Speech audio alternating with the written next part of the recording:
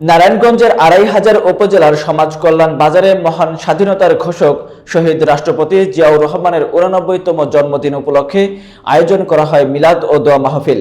বিস্তারিত দেখুন মঞ্জুরুল আলমের প্রতিবেদনে।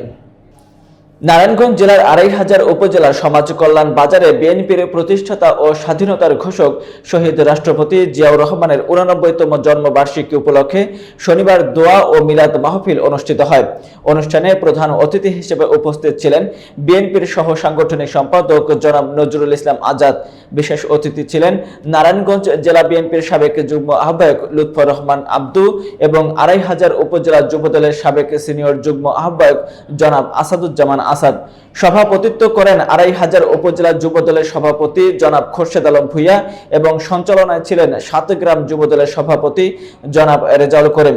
এছাড়া উপস্থিত ছিলেন উপজেলা কিন্ডারগার্টেন অ্যাসোসিয়েশনের সভাপতি নয়ন পারভেজ, সাতগ্রাম ইউনিয়ন যুবদলের সহ সভাপতি আব্দুল বাকির মোল্লা সহ বিএনপি এবং অঙ্গ সংগঠনের বিভিন্ন নেতৃবৃন্দ। অনুষ্ঠান শেষে শহীদ জিয়াউর রহমানের আত্মার মাগফিরাত কামনায় বিশেষ দোয়া করা হয়।